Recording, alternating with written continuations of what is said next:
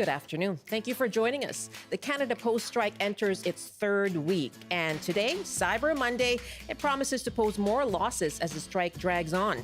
We'll hear from the Canadian Federation of Independent Business, and we're asking you, how can this contract dispute be resolved? And many Taylor Swift fans will be attending their very first concert ever. We're asking for your first concert memories in half an hour. I'm Michelle Elliott. Welcome to BC Today.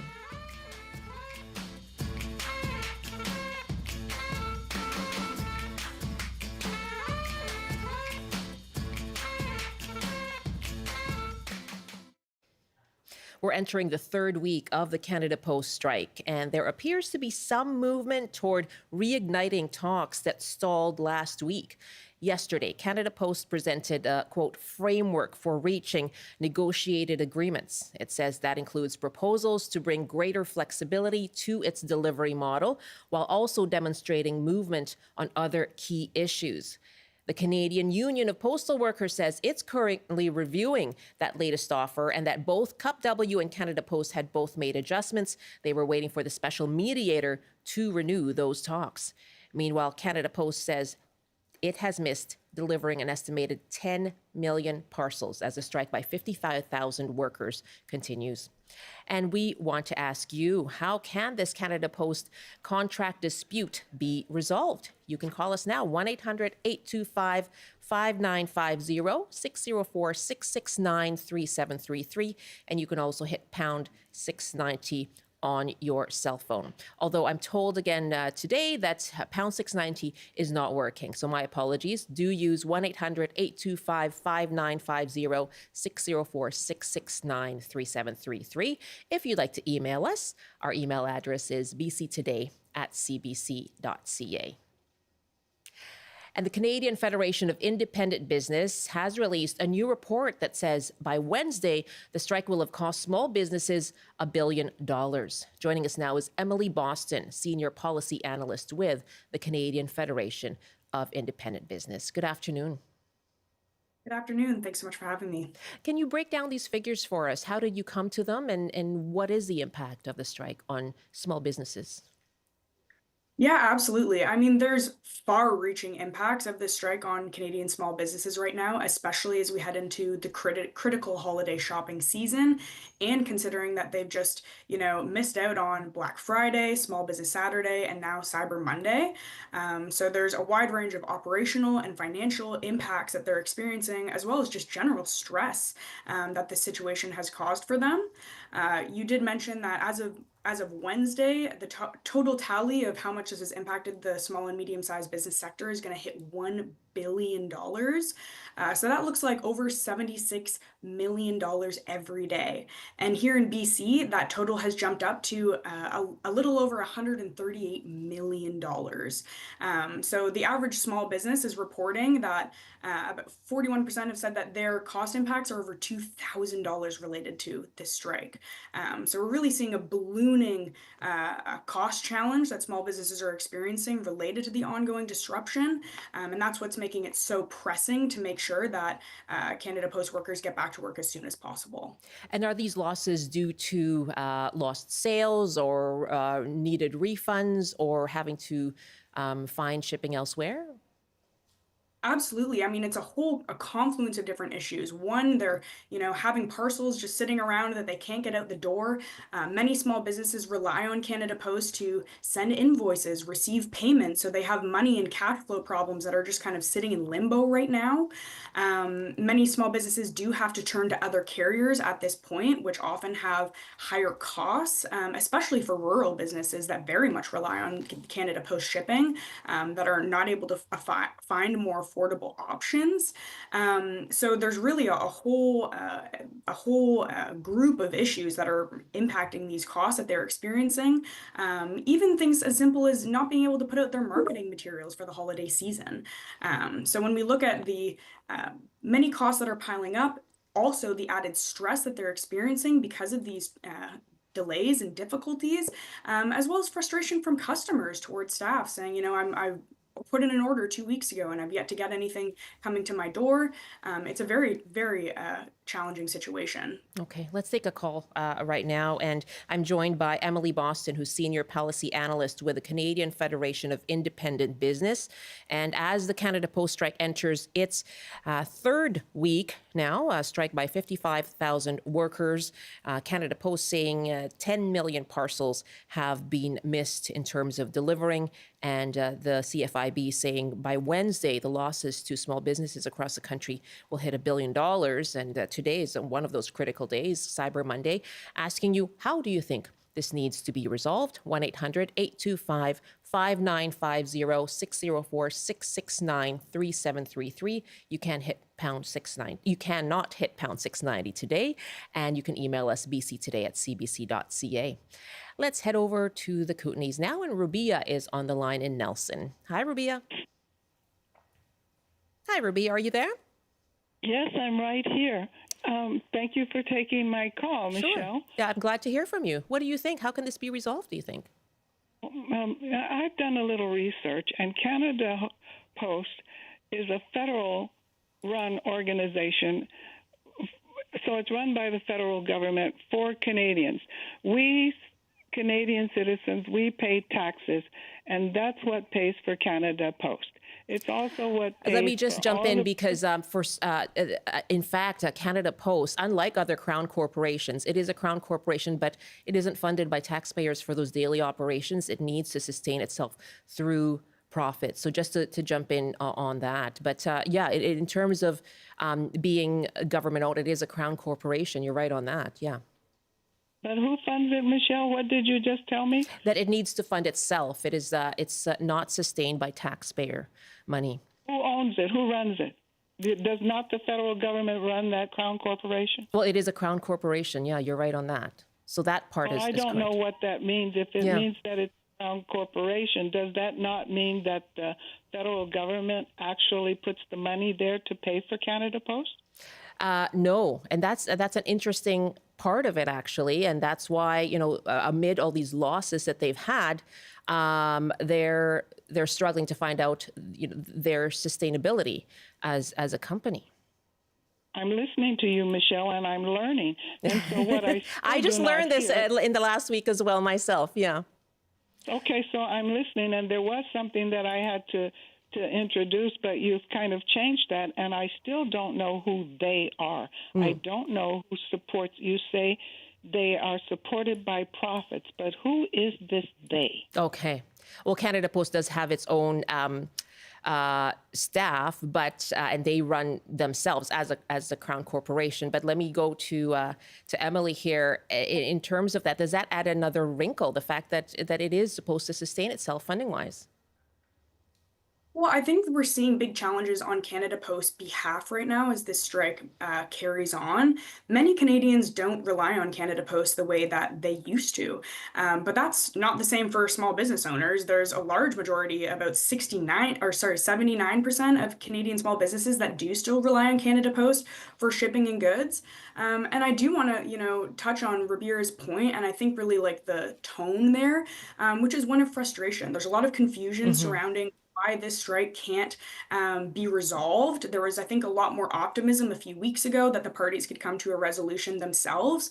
But now 69% of small business owners say that they want to see the federal government step in and enact back to work legislation to make sure that these disruptions don't continue. And we also have to recognize that even if this back to work legislation is implemented, there's still going to be, weeks of delays after they get back to work as they deal with huge, massive parcels that have been piling up.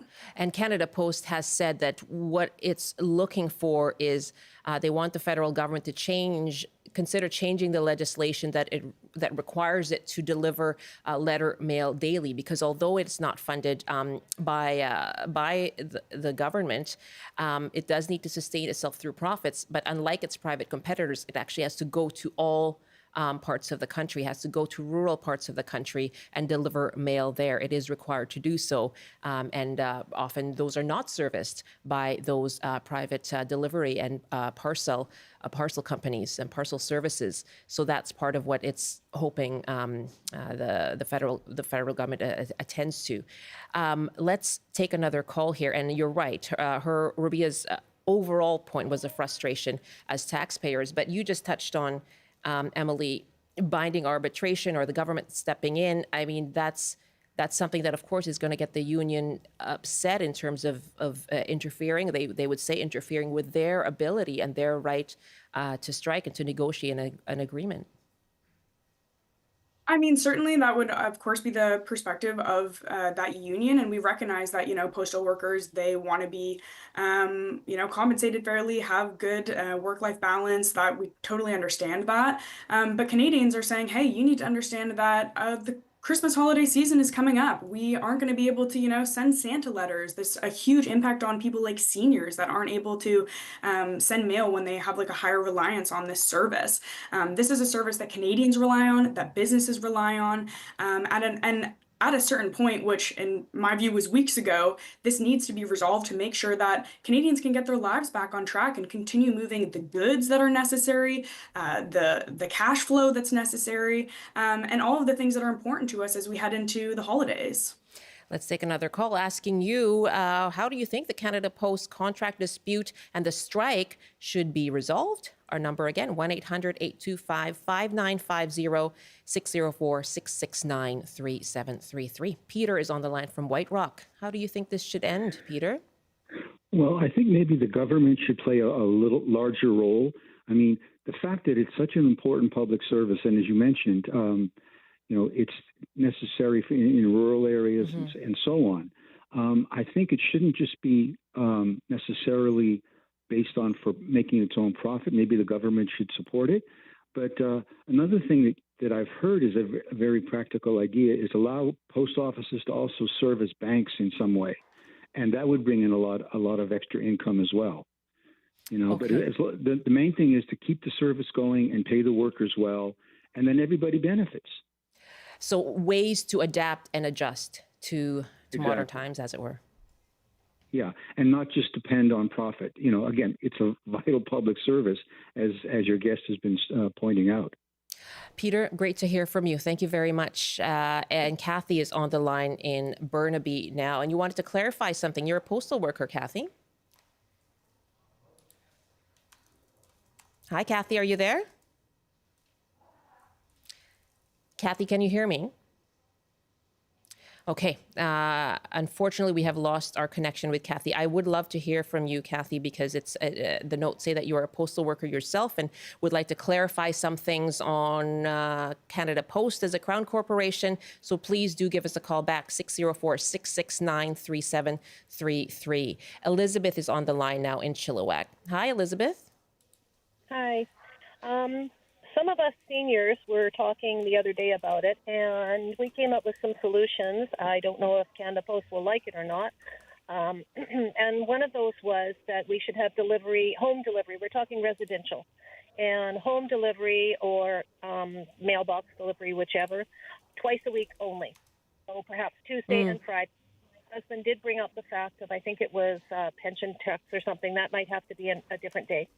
In order not to have people working part-time, he mentioned the comments of, like, where you have the garbage in our city. And so you divide it up into sections. And so that way, full-time postal workers would each have a section. They might have 2 or 3 sections throughout the week. So, yes, you will lose some workers, but you won't have people only being able to work twice a week. And the other thing that we came up with is to get rid of the door-to-door delivery, the residential door-to-door delivery. When we were on the other side of Chilliwack, we had door-to-door delivery. And then when we moved over to the strata that we're in now, it's in one of those community mailboxes. I can't remember what you call them. And it's not that big a deal to drop down the road and get the mail or stop on the way. And so that was the third thing that we thought, get rid of door-to-door delivery in the residential areas. Wow. And where did these suggestions go? Can you tell us how far you got with that? Well, we don't know. This is just brainstorming. Yeah, it was basically some of us seniors talking, and we wondered who we should send the suggestions to. Because, like we talked about, most of us, we don't get a lot of mail anymore. Now, yes, some of our seniors in there, they said in the group, they do not do online banking, etc. But then you go down to the bank. And so we said, how much mail do you get in the week? And there was only one person, he said he got a newspaper. And he said, but I could work around that some other way, I'm Yeah. sure. Elizabeth, thank you very much. There's an idea, right? And I think that that's something that people are really putting forward, because that question of the sustainability of Canada Post has been raised, right, Emily? And so, what they're saying is, the more when it comes to wage increases, and right now what they have been offering is 11%, 11.5%, I believe, increase over 4 years. The union has been demanding 23.8%, as far as the latest offer that offers that we have been reporting on.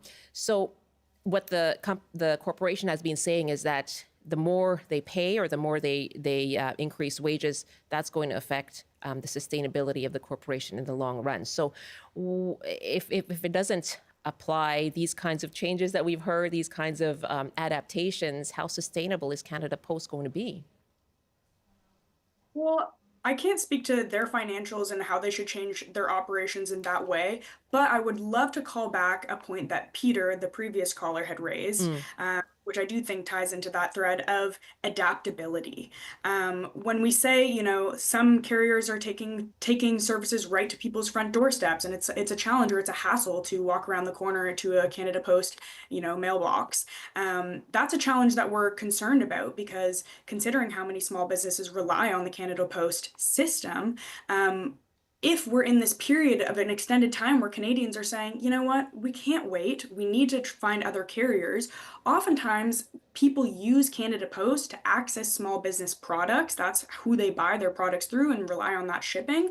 And what we're concerned about is that people might just miss that step entirely and go straight to larger multinationals like Amazon and say, I can go right on that website and get that delivery to my door. So it's not just the Canada Post that is they're undermining their own viability as a business moving forward, as people start to lose faith and their credibility is eroded by this prolonged disruption. It's really about this kind of middleman mentality where we're worried that small businesses are going to be on the short end of the stick here as people look for other servicing options that might not be as small business friendly. And on that competition, okay, so I do have a news release here from May from Canada Post. This was when they reported nearly $750 million loss before tax for last year, 2023. And they say that it was negatively impacted in parcel delivery competition. And as well, just to address that question again of how Canada Post is funded, it says here, under the Canada Post Corporation Act, the Postal Service has an obligation to serve all Canadians in a financially self-sustaining manner based on revenue generated by the sale of postal products and services, not taxpayer dollars. But like so many other businesses, Canada Post needs to adapt to the dramatic changes in how Canadians live and work today to remain relevant and viable. And the president and CEO of Canada Post, Doug Ettinger, posted that. So what they're looking for is some kind of change in their business model, if looking at it from Canada Post's perspective. Just a couple of minutes here. And Emily, thank you very much for sticking around with us. Jillian is on the line now in Port Alberni. Hi, Jillian. Hi. No amount of cost cutting is going to increase Canada Post's revenue, and I'd like to suggest a revenue stream that I've really puzzled why they've never approached it. Because Canada Post does have to go into rural areas, which even Amazon will not serve. And in Switzerland, they use the post buses to provide transportation to rural communities. So the buses are going there anyway. The postal trucks have to go to those communities anyway, so they put a few passenger seats on. Okay. And that's you can look up. You can go online. Swiss post buses have operated for a couple of generations at least. You can book a seat on a postal bus. And we know that rural bus service has been eroding over the last few years as well. It's been eroding, and you have issues like the Highway of Tears for people who have no other option. And again, the postal buses are going there anyway. Julian, so cost cutting isn't going to fix this. Revenue streams have to be explored. Really good to hear from you, Jillian. Thank you so much. Thank you. And on that, we actually have another email that says there's so little actual mail delivered to residences. Canada Post should do so every other day. Postal carriers would alternate between the two routes or walks, and residents would then get mail Monday, Wednesday, Friday, 1 week, and Tuesday, Thursday the next week. So again, the adjustment in the schedule there. Emily, right now we have seen some kind of movement. Canada Post putting forward a framework, and the union saying they're studying that right now. Are you optimistic that this can be resolved without having to turn to binding arbitration?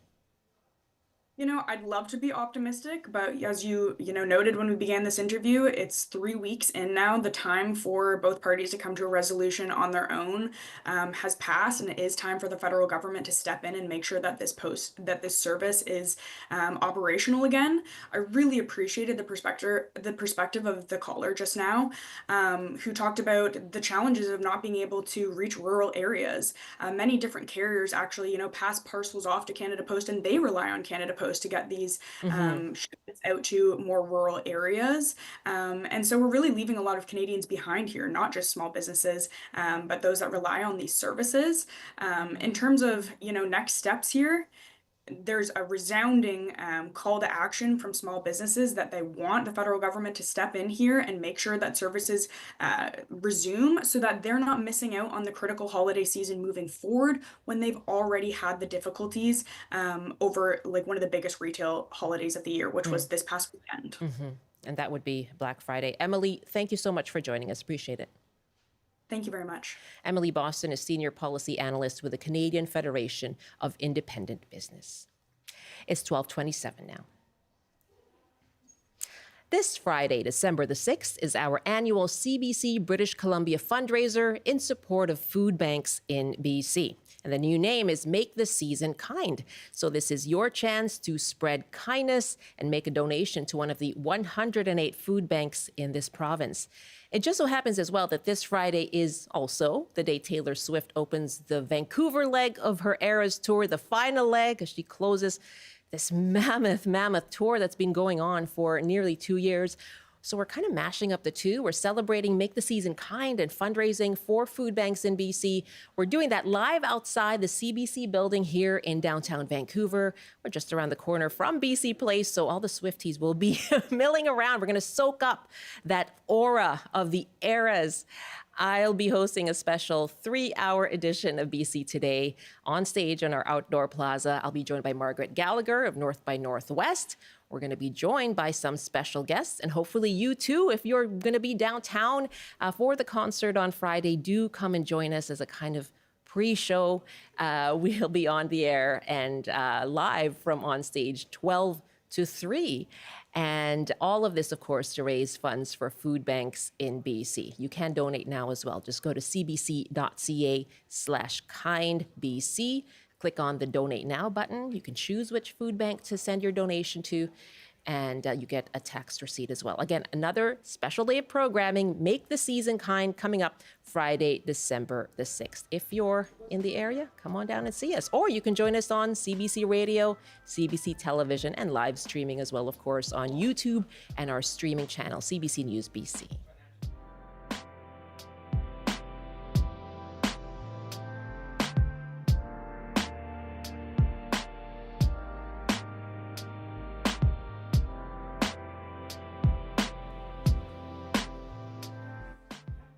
This is BC Today. I'm Michelle Elliott. Very nice to be with you this afternoon. Happy Monday. if you are happy about it, we're live on Radio 1, CBC Television, live streaming as well on YouTube and the CBC News app and CBC News BC. Coming up in our next half hour, we are going to ask you about your very first concert. Those are often indelible memories, and we want you to share them with us. I'll be joined by Lisa Christensen and Karis Hogg, our colleagues here, who are also music fanatics. They're going to be here with me, and we'll take your calls. That's coming up after the CBC News update with Rob Zimmerman. Good afternoon. Canada's Auditor General says the federal government's pandemic-era loan program for small businesses suffered from contracting problems due to a lack of oversight. The AG says there were significant weaknesses in the program's management of contracts.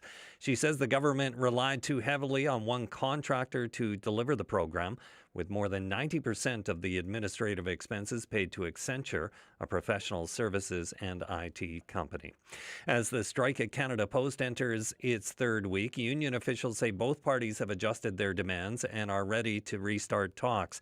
The Canadian Union of Postal Workers says they have yet to hear from the federal mediator. The mediator walked away from the bargaining table last week, saying the two sides were at a stalemate. And the Better Business Bureau is warning fans to be vigilant as ticket scams could emerge targeting Taylor Swift concert goers. The group says a report submitted to its scam tracker database suggests that unidentified scammers stole $2,000 by hacking into someone's social media account and tricking people into buying fake tickets. And now the forecast. A winter storm warning continues for sections of the north coast, and freezing rain warnings are in effect for several areas, including the Nechako, the Bulkley Valley, and the Peace. Elsewhere in the central interior, including Prince George, a chance of showers this afternoon with a high of 2. Highs around 0 with sunshine in the Kootenays. In the southern interior, including Kelowna, clearing this afternoon with a high of +2. And for Metro Vancouver, Greater Victoria, and the Fraser Valley, a mix of sun and cloud with highs around 7. That's your CBC News update from Vancouver. Thank you, Rob. We're going to hear a little bit more about how to protect yourself if you're looking for last-minute tickets for Taylor Swift. Very good. Yeah, some tips there. Thanks so much. That's Rob Zimmerman in the CBC Vancouver newsroom. Right now, we asked you on Friday about your favorite holiday movies, and you got lots of emails. Cheryl writes from Victoria, I'd like to bring listeners' attention to the 1951 film A Christmas Carol starring Alistair Sim. It is a classic and is usually shown on Christmas Day. Gloria writes, I love the Muppet Musicians of Bremen Town. Thank you, Gloria. And I looked this up. This is a 1972 TV special adaptation of the Town Musicians of Bremen featuring the Muppets. Kermit the Frog is the host. That sounds wonderful. And Anthony actually wrote in with another Jim Henson treat as well. I love Emmett Otter's Jug Band Christmas from 1977. It's a fun take on the Gift of the Magi with bluegrass and puppets and a wild rock and roll band starring a bear, a snake, and a mink. Oh my God, I'm in. A sweet story about family and the true meaning of Christmas. We watch it every year. Randy writes, I remember my very old Fab happens to be on the radio. A Christmas special that aired when I was growing up in Montreal was the Paul Reed Christmas special that included the reading of The Littlest Angel. I found it again after a bit of a search, and I listen to it now, and I travel back to sitting on the rug by the radio in the late 60s. What a nice image. Doug writes, for me, it's How the Grinch Stole Christmas. But last year I saw a film that almost got catapulted to first place. It's called The Holdovers, and it's a great holiday story. Doug, thank you very much. I'm going to watch that one actually. 2023, Paul Giamatti plays a strict teacher at a boarding school who's forced to chaperone students who don't have anywhere to go for Christmas break. Love it.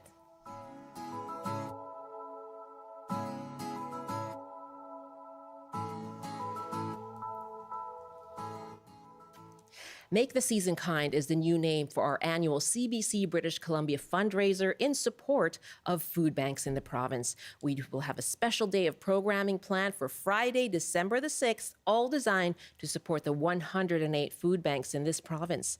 Here's a story of a woman who turned to the food bank decades ago and now works there to help others. My name is Vera Sklerenka, and I came to Canada in 1985. In 1994, I was a single mom, struggling with no help whatsoever. So somehow, some way, I made a hard decision to go and ask for a food bank to help, which was extremely enormous help for me at the time when you have a little child crying, constantly hungry, and you have nothing to give. So I was approached and asked if I can volunteer. From volunteering, I become client coordinator. I become taking care of different hubs at that time. It is 30 years. In 30 years of food bank, I've seen so many different things, so many different changes, from giving clients almost nothing, two kind of beans, pork and beans and 2 bag macaroni and cheese, and that's about it. We now have fridges that we can keep fresh food, we can keep frozen food. The food bank now is connecting with other farms that they give us cheaper product, which is very usable. It's not perfect the way we sell in a store, but the way we can distribute to people. Nothing wrong with that. It's just a little bit not perfect shape, but it's completely amazing, fresh produce. And I've seen so many people coming to the food bank, variety of people coming from desperate situation, desperate needs, because life happens. I had clients who would say that, I used to help you, and now I'm in this position. And the person was crying because he was so embarrassed that he was coming for help. But that is how it happens in life. I've seen a lot. Mm-hmm. Quite often there are people, when they stand in the food bank line, they're judging other people. They're assuming that if that person is dressed nice, it's no need. That could be the last clothes that they have it, or maybe somebody gave it to that clothes to them. You come to the food bank when you're missing meals, when you're in desperation, when you don't know what you give to the children, what you're gonna eat tomorrow or what you're gonna eat tonight. There are sometimes people have illnesses that happens and you're desperate. I always believe that you have to treat people the way you would like to be treated, which means be kind to others. Don't expect anything in return from that person. Do your best and do step out of your comfort zone to help others, knowing that that person is feeling better today. Many thanks to Vera for sharing her story and her experience, both as a recipient and an employee at the BC Food Bank.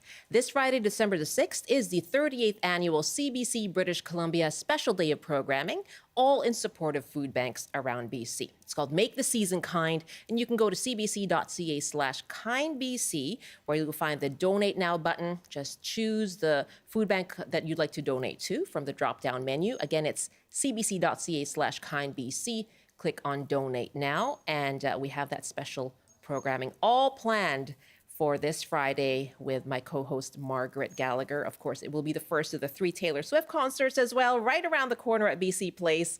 So we're gonna try and soak up some of that fan energy on the streets as we raise money for food banks in the province. cbc.ca/kindbc.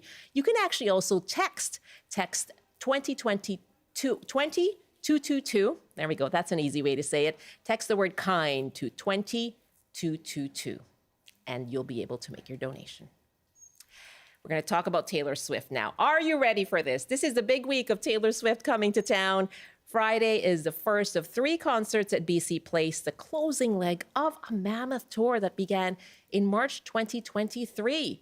Now, many of the fans who will be there are going to be younger, some going with their parents, and for others, it will be their very first concert. So if you're not going, we can all relate, right, to that excitement of going to your first ever concert. So we're asking you, tell us about that. What are your best first concert memories? Our number is 1-800-825-5950, 604-669-3733. You can email bctoday@cbc.ca. Now, if you want some tips on last-minute tickets, Eric Alper joins me now. He's a music blogger and host, and he joins me from Toronto. Hello.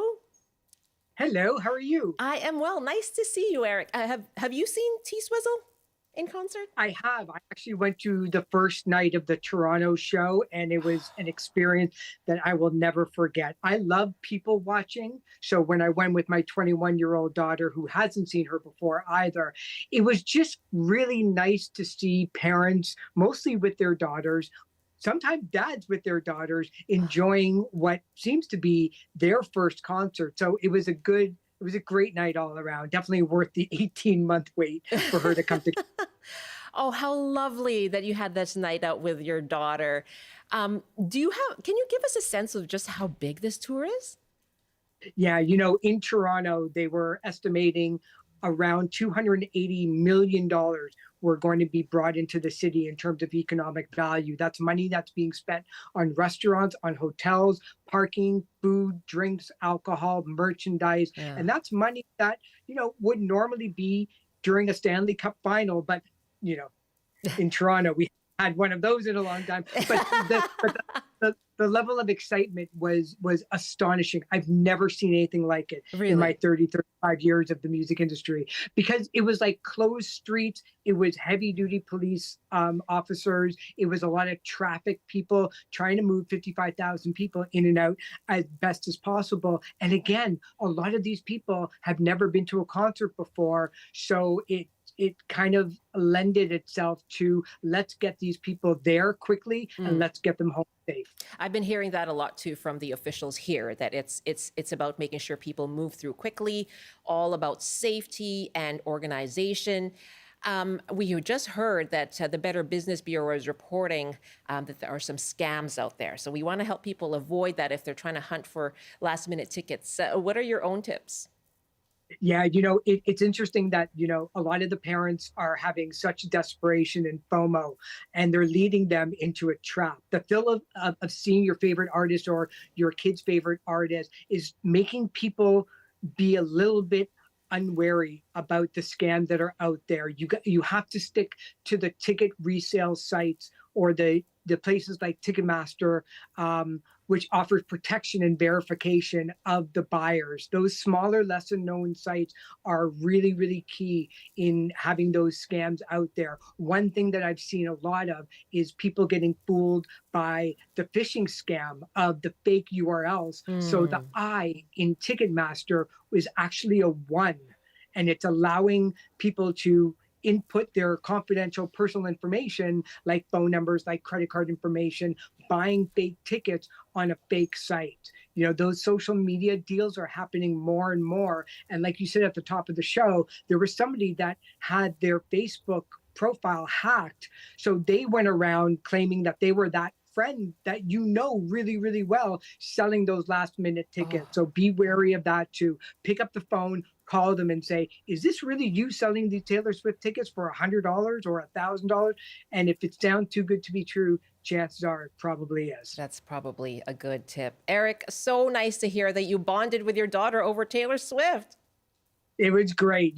I would expect nothing left than one of the world's most popular artists. And for people who are going to the show in Vancouver, take lots and lots of photos of the people around you. You're not going to regret this show. Oh, wonderful. Eric, thank you so much for sharing your wisdom with us.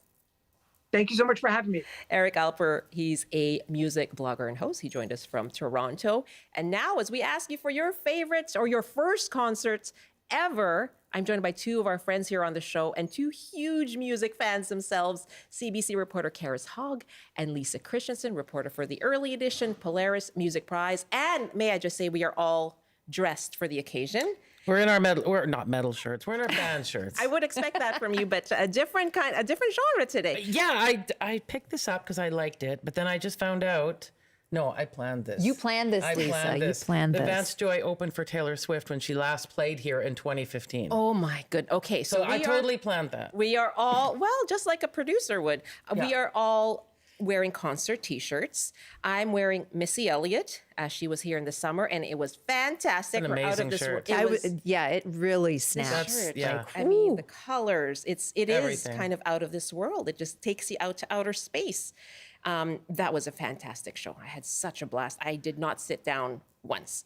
And so Vance Joy, Lisa, you've got the Nation of Two T-shirt. Yeah, I thrift T-shirts all the time. Yes, I must have 100 T-shirts. You are the queen, I think. I always wear them. So I found this one and I was very thrilled with it. I just like the design on it, but also, yes, because I knew the Taylor Swift connection, I thought it only made sense for today. Just sifted through all your 100 tees. Yes. Which one, barring actual Taylor Swift. And what about you? You've got, this one is really bright and pastel colors. Karis, the Arkells. That's right. Yeah, I got this shirt. They were just recently here in Vancouver, a couple weeks ago, but this was from their last stop in Vancouver. I want to say a year and a half to 2 years ago, maybe. Anyway, it was the first big stadium rock show that I took my kids to. Oh. And so this Arkells shirt is from that show. Oh, that must mean a lot to you then. Yeah. Did they enjoy it? They loved it. It was so much fun. Yeah. Have you taken your kids to a concert, Lisa? Many times. Yeah, I was saying that I took my son to see Iron Maiden when he was 13, which, I think is the right age. Sure. That's just proper Why not? parenting. Exactly. Thank you. Yeah. Yeah. And did he have a good time? His mind. Yeah. And now we've been to see them 5 times since. Oh, that's the start of your journey, your Iron Maiden journey. We're going to take some calls asking you for your first concert ever. I should probably ask that of each of us too before we take our call here from Keith, because this one is a good one. So mine was Janet Jackson, Rhythm Nation, 1814. It was great. Lots of good dancing. She was wearing all her Rhythm Nation paraphernalia. Yes, and she did all the 5, 4, 3, 2, 1. And Karis? I saw Spirit of the West. Fantastic. That is just so Vancouver. It really is, isn't it? And Lisa? Queen. Oh my God. I know. I mean, that is a bucket list. I know. It set me up badly, though. Yeah, no kidding. Everything else is quite disappointing. Yeah, exactly. It's just downhill from there.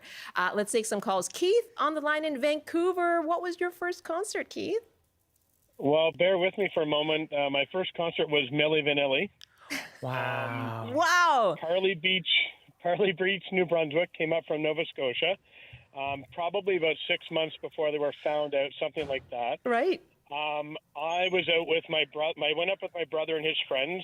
We drove up, and we were supposed to be. We went to Magic Mountain, had a great day at the water park. Came back, and I guess we didn't have the hotel booked for the night, so we had the choice of either sleeping on the beach or staying at the student accommodation at the University of New Brunswick. So I chose the obvious of sleep on the beach. Clearly. Yeah. I had my own jail cell for the night. The police were very kind to provide that to me. It was probably for the best.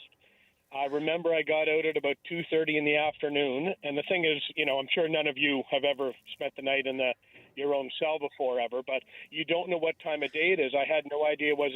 I think I got taken in around 2 in the morning. So I spent a full 12 hours inside the jail. And this was because you were sleeping on the beach. Yes. Nothing to do with the amount of Alpine that I drank the night before. Nothing to do with that. You can blame it on the rain. I blame most of it on the rain, but we've chatted before, Michelle. Maybe I'm in love with you, girl. I'm not sure. Another one. Thank you. So long story longer, I spent the night in jail. I got out at 2:30 in the afternoon, blazing hot in Shediac, New Brunswick, and Parley Beach, 35 degrees. I talked to the police outside the jail, and they drove me to the concert. He said, "Can you drive me to the concert?" And he looked around and said, "Yeah, sure, I'll drive you." He said, "Maybe I should sit in the back seat." And I ran into the office. This is all true. Like I can't believe I remember the details. But I ran into the police that took me in the night before, and he said, "We hope you, thick, Acadian accent. I hope you did not see you in the jail cell this evening." I said, "No, I'm not coming back." I found my brother out of. So I went to the gate. I literally had $26 on me. The tickets were $25. I know that because I have the unused Milli Vanilli ticket that was in my brother's friend's car, still at home here in Vancouver. Wow. And I found my brother out of 12,000 people. And these are the days when you could bring food in. So I just automatically ran into one of my neighbors and I said, "Where's my brother?" And he said, "Oh, he's just over there." I said, "No, have you seen him in the last kind of 5 minutes?" He's like, "He's right there." So I just dove into the box of chips and everything, and I didn't even announce myself. I was so hungry, and that's kind of the story. But great first concert. What a wild night! Yeah, it was good fun, and thank you to the police and RCMP and Shediac for taking me in for the night. It was certainly much to my benefit to be to be safe and secure. As an 18-year-old, that is quite the story. And and then you went on to enjoy Milli Vanilli lip syncing on stage for $25. $25. Did you ask for a $25. refund when you found out what happened? Yeah, right. they came out as Shogun Warriors, I remember. And just before Young MC, and then Milli Vanilli. You are dropping all of this on us. Young MC. Bust a move. You won it. Yeah, you got it. Keith, thank you so much. You're taking us down memory lane here. Okay, enjoy your day. Thanks for listening.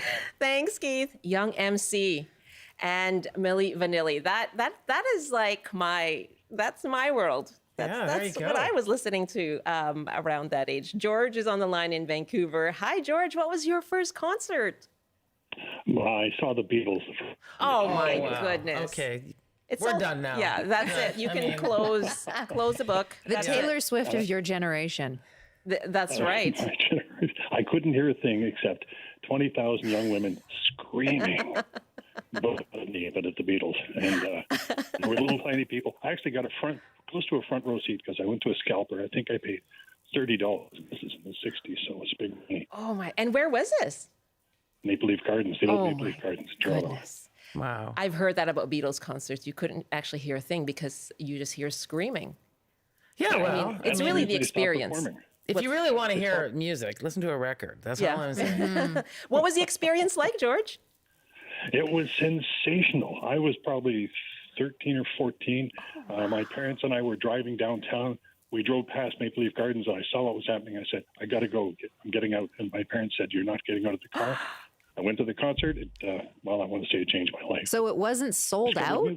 You could just go that very moment? Scalper's tickets. Yeah. Okay. $30. And and you defied your parents. Yeah, that was it. Rock and roll, defying your parents. Rock and roll life. Up late. Now we go with our parents. Yeah, exactly. Now our parents are dragging us to concerts. Iron Maiden. George, what a wonderful experience. And that's really something. One more quick one. The last concert I went to, my son took me to. It was the son of Frank Zappa at the Commodore. Wow. So, that's cool. And how was that for you guys? Was that a bonding moment for you? No, he just put up with me. I grew up with Frank Zappa too, so there you go. George, thank you very much. That's George, who saw the Beatles at the Maple Leaf Gardens and said he couldn't hear a thing. Too much screaming. That's how history tells it for sure. Bonnie is next now in Nelson. Hi, Bonnie. What was your first concert? Hi. Well, I was saying about Joan Baez. Not Joan Baez, Judy Collins at the college. But before that, in downtown Manhattan, I saw Joan Baez and Bob Dylan in a concert. Wow. Okay. That was, I think, my first time I'd been to the concert, and I was a big fan of Bob Dylan. I told my mother, she listened to the record, said, he's pulling your leg. Anyway, no, I went. Oh, God, that was great. I had a lot of formative concerts when I was growing up.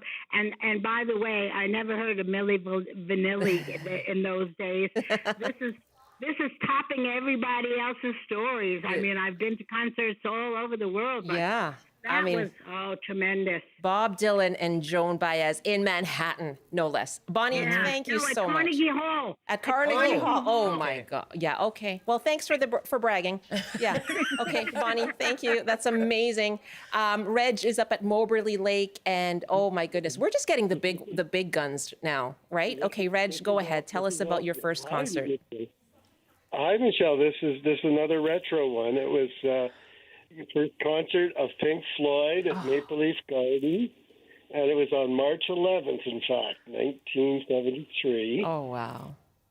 I was just a teenager, very young teenager. Yeah. But anyway, and I fondly remember of it because partly because I was just a couple of years ago in Toronto, and they were doing a world tour of all their concert history, going right back to the 60s, the early formation with all the instruments, and they had a display, and there it was, Toronto, 1973. So that was pretty amazing. Do you remember the date? Do you remember what you were wearing, Reg? Oh, I don't quite remember a whole lot. I remember a lot of flashing lighters. That's right. Yeah, I won't reveal too much more, but it was. Oh, no, fantastic. yeah, there's actually, when you put on a search, you can actually, get the whole concert, and it's kind of fun to look back at all the various shows. Yeah, I can imagine. Yes, the flashing David Bowie, lighters. Now it's the cell phone. Now it's the cell phones. Reg, thank you so much. March 11th, 1973, Pink Floyd. Okay, more of those really huge acts. John in Chilliwack, go ahead. Tell us about your first concert. Hi there. My first concert was 1974 at the Pacific Coliseum in Vancouver. Yeah. And it cost me $7.50, and it was Led Zeppelin. Wow. Oh, okay. What? $7.50? Was that the one where there was the big riot? No. Oh, And no, there that was was Rolling two Stone. Sorry. concerts. Yeah. Yeah. Oh, yeah. Okay. So $7. And 50 cents. And I remember thinking, gee, this is a lot of money, and I hope it's worth it. And you know what? They didn't sound a thing like they did on record. In fact, they sounded terrible. Oh, no. And I left the concert in disgust, and I never listened to Led Zeppelin again after that, and I never went to another concert after that because I thought it was just a waste of money. Oh. Anyways, I'll let you girls go. Have a good day. Thanks. John, Bye-bye. thank you very much. That can happen. So that was his first and last? Yeah. That was apparently it. he was just so turned off of concerts because they're not as good as the record. Let's quickly I just have 30 seconds, but Cody and Cranbrook, is your story better? You went to see Metallica and the Cult? Yeah, that was my first concert in '89, Metallica and the Cult. Wow. And how do they sound? Metallica was amazing. Loud? Of course, I was just a young metalhead at the time, but nice. I've spent my whole life going to concerts. I've seen hundreds and hundreds of them, and wow. I even managed to still see them today. I just was in Calgary for another concert not too long ago. So. Oh, that's fantastic, Cody. Thank you very much. You've left us on a high note. Too, I was fortunate enough to go. I've seen them twice and got to meet them all once. Whoa. Was the Ramones. Oh, wow. Okay, gee. Cody, thank you very much. You're leaving us on a high note. Lisa, I have 20 seconds, but that kind of shapes you for the rest of your music fandom, It right? sure does. Yeah, you just start on the high note, and like you're saying with me and Freddie. Well, I didn't know Freddie Mercury, but me and Freddie. You and Freddie. You had a moment. There was a moment, and then I just thought, this is it. I'm just going to have to see the best from now on. Lisa and Karis, thank you so much. Very welcome. Yeah, no problem.